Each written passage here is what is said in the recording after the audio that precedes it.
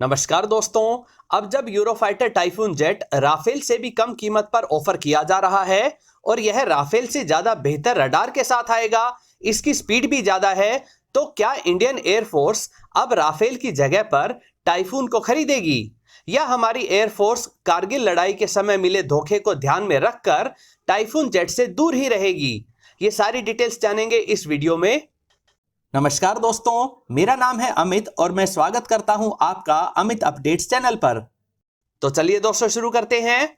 दोस्तों, पिछले दिनों एक रिपोर्ट आई थी कि भारत जो एमआरसीए डील के तहत 114 नए फाइटर जेट्स खरीदने वाला है, उसके लिए यूरोफाइटर टाइफून फाइटर जेट को बनाने वाले देश बहुत अग्रेसिवली इसकी मार्केटिंग कर रहे हैं और यहां तक भी रिपोर्ट आ रही है कि इस बार टाइफून जेट की कीमत राफेल से कम रखी जाएगी।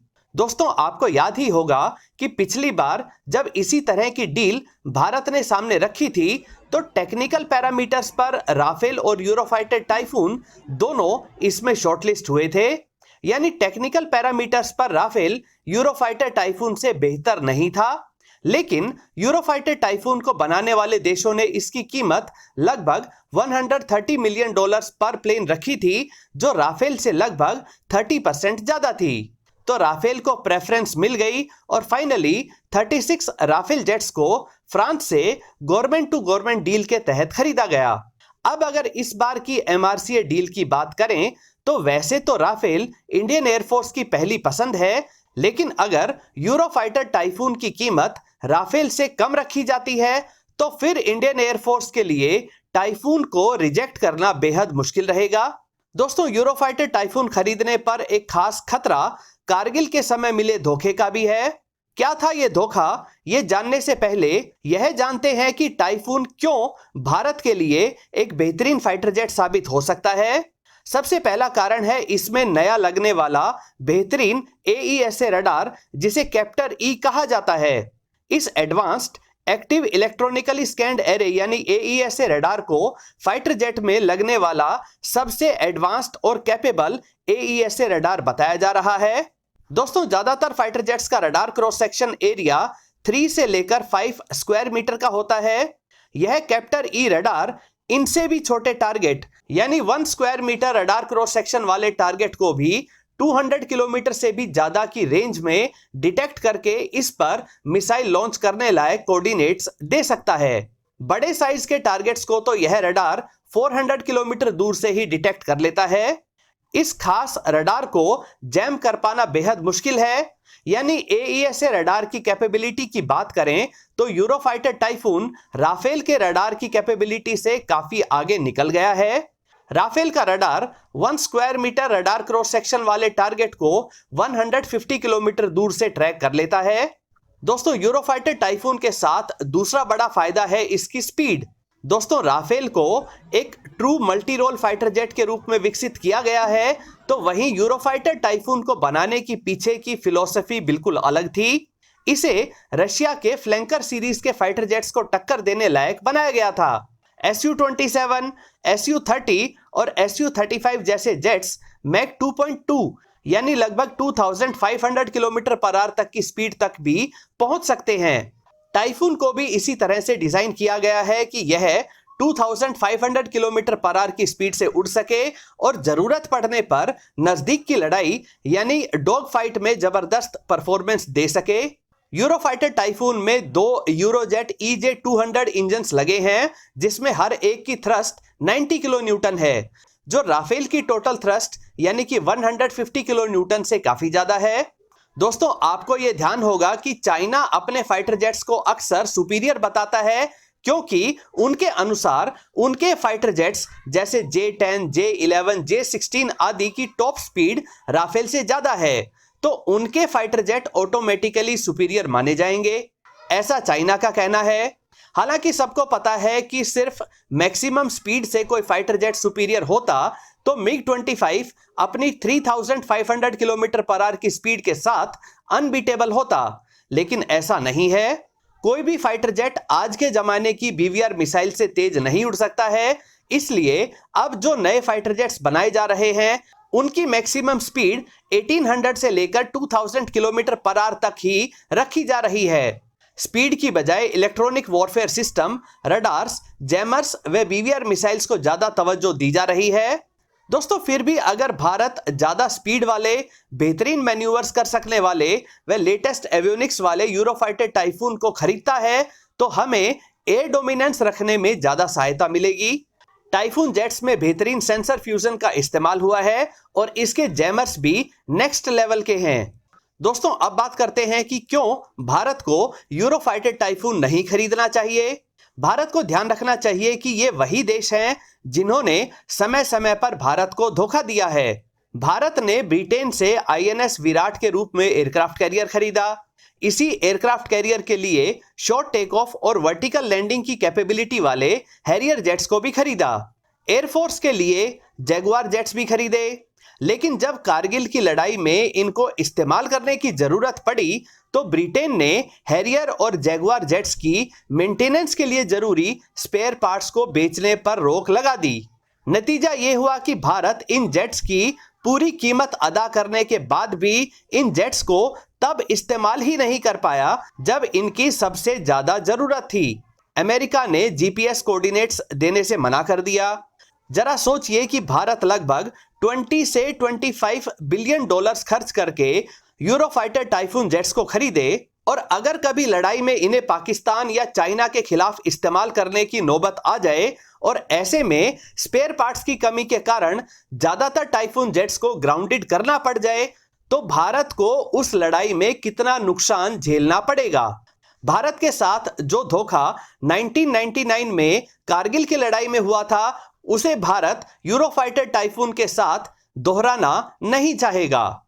यूरोफाइटर टाइफून को ना लेने का दूसरा बड़ा कारण है न्यूक्लियर मिसाइल्स को कैरी करने की कैपेबिलिटी वाला ना होना। दोस्तों भारत को पाकिस्तान और चाइना से लगातार चुनौती मिलती रहती है और ये दोनों देश न्यूक्लियर मिसाइल्स की ताकत रखते हैं।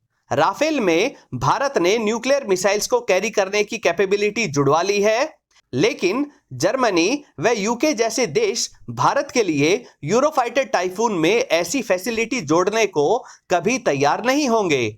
वहीं भारत यह चाहता है कि वह जो भी नए फाइटर जेट्स खरीदे या नए फाइटर जेट्स बनाए उनमें न्यूक्लियर मिसाइल्स को कैरी करने की कैपेबिलिटी जरूर जोड़ी जाए। दोस्तों यूरोफाइटर टाइफून और राफेल के स्पेसिफिकेशंस को देखें तो लगभग हर पैरामीटर पर दोनों एक समान हैं। दोनों की फेरी रेंज लगभग 3700 किलोमीटर तक है। हालांकि सर्विस सीलिंग टाइफून की ज्यादा है, यह 65,000 फीट तक की ऊंचाई तक जा सकता है। ज्यादा पावरफुल इंजन होने के कारण इसका रेट ऑफ क्लाइंब भी राफेल से थोड़ा सा ज्यादा है। दोनों ही लगभग एक समान पेलोड की कैपेसिटी रखते हैं और दोनों में ही लगभग एक जैसी मिसाइल्स इंटीग्रेट की गई हैं। यूरोफाइटर टाइफून कुछ पैरामीटर्स पर आगे जरूर दिखाई देता है, लेकिन इसका कारण यह है कि इसे एक pure air dominance fighter jet के रूप में विकसित किया गया है। इसमें राफेल की तरह ट्रू ऑलराउंड कैपेबिलिटीज नहीं है। ये क्लोज एयर सपोर्ट और ग्राउंड ट्रूप्स की हेल्प करने में इतना कारगर नहीं है। साथ ही ग्राउंड टारगेट्स को टारगेट करने की इसकी कैपेबिलिटी राफेल के लेवल की नहीं है। कुछ और कमियों की बात करें तो यूरोफाइटर टाइफून बहुत हाई मेंटेनेंस वाला फाइटर जेट है और इसकी हाई मेंटेनेंस की कीमत की वजह से परेशान होकर ऑस्ट्रियन एयरफोर्स ने डिसाइड किया है कि वह अपने टाइफून जेट्स को समय से पहले रिटायर कर देगा। जहां राफेल की फ्लाइंग कॉस्ट पर आवर 18,000 से 20,000 डॉलर्स है तो वहीं टाइफून की फ्लाइंग कॉस्ट पर आवर 25 से 30,000 डॉलर्स तक पहुंच जाती है। राफेल कहीं ज्यादा रिलायबल जेट है। फ्रांस ने यह गारंटी दी है कि हमेशा लड़ाई के लिए 75% राफेल्स अवेलेबल रहेंगे। ऐसी कोई गारंटी यूरोफाइटर टाइफून की तरफ से नहीं मिली है। इसके अलावा यूरोफाइटर टाइफून जेट को बनाने वाले देश यानी कि यूके, जर्मनी, इटली व स्पेन इसमें भारतीय मिसाइल्स को इंटीग्रेट करने नहीं देंगे। इसके लिए वे इसके सोर्स कोड को हमारे साथ शेयर नहीं करेंगे, जबकि फ्रांस अपने राफेल जेट में भारतीय मिसाइल्स को इंटीग्रेट करने को तैयार है। सबसे बड़ी समस्या यह है कि हमें हर छोटे मोटे काम के लिए 4 अलग अलग देशों यानी कि यूके, जर्मनी, इटली व स्पेन के साथ अलग अलग एग्रीमेंट साइन करने पड़ेंगे और अगर इनमें से कोई एक देश भी किसी बात पे नाराज हो जाता है तो वह स्पेयर पार्ट्स की सप्लाई रोककर यूरोफाइटर टाइफून के बेड़े को ग्राउंडेड करवा सकता है। साथ ही ये चारों देश हमेशा अमेरिका के इन्फ्लुएंस में रहते हैं। ऐसे में अमेरिका भी इनके ऊपर दबाव डालकर यूरोफाइटर टाइफून को ग्राउंडेड करवा सकता है, जबकि फ्रांस के साथ ऐसा नहीं है। फ्रांस अपनी एक इंडिपेंडेंट पॉलिसी को लेकर चलता है और फ्रांस ने हमेशा भारत का सपोर्ट किया है। फ्रांस अमेरिका के दबाव में भी नहीं आता है, बल्कि फ्रांस ने यूनाइटेड नेशंस के हर फोरम पर भारत का साथ दिया है। यूरोफाइटर टाइफून के साथ ये चारों देश किसी भी तरह की ट्रांसफर ऑफ टेक्नोलॉजी के लिए भी तैयार नहीं होंगे। दोस्तों, एक समस्या ये है कि दुनिया भर में यूरोफाइटर टाइफून को खरीदने वाले कोई खास ज्यादा देश नहीं है और इसी वजह से इसकी असेंबली लाइन क्लोजिंग की तरफ जा रही है और इसी कारण भारत को सस्ते रेट पर यूरोफाइटर टाइफून देने का लालच देकर कुछ और सेल्स को बढ़ाने की कोशिश की जा रही है। ऐसे में अगर जल्दी ही यूरोफाइटर टाइफून की असेंबली लाइन क्लोज हो जाती है तो आगे चलकर भारत को स्पेयर पार्ट्स की बहुत समस्या आने वाली है।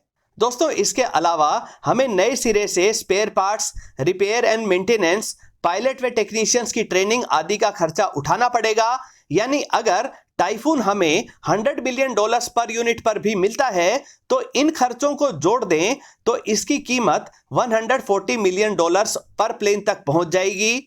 वहीं दूसरी तरफ हम राफेल के लिए ये सारे खर्चे पहले से उठा चुके हैं, इसलिए अगर फ्रांस के साथ ही 140 नए फाइटर जेट्स की डील MRCA कॉन्ट्रैक्ट के तहत की जाती है तो हमें ये जेट्स पहले के मुकाबले कम रेट पर मिल सकेंगे। इसके अलावा फ्रांस इन राफेल जेट्स को भारत में ही असेंबल करने को भी तैयार है, यानी हजारों भारतीय टेक्नीशियंस व इंजीनियर्स को जॉब भी मिलेगी। दोस्तों, इसमें कोई डाउट नहीं है कि टाइफून जेट एक बेहतरीन फाइटर जेट है, लेकिन इसके साथ जुड़े नेगेटिव पॉइंट्स इतने ज्यादा हैं कि इंडियन एयरफोर्स इससे दूर ही रहना चाहेगी। दोस्तों, आपकी राय में अगर भारत इस बार राफेल की जगह कोई और फाइटर जेट खरीदता है तो वह फाइटर जेट F-15EX, सुखोई 35 व ग्रिपिन ई में से कौन सा हो सकता है? अपनी राय कमेंट सेक्शन में जरूर लिखें। दोस्तों, उम्मीद करता हूं ये वीडियो आपको पसंद आई होगी। अगर ये वीडियो आपको अच्छी लगे तो इसे लाइक करिए, दोस्तों के साथ शेयर करिए और चैनल को सब्सक्राइब करना ना भूलें। नमस्कार।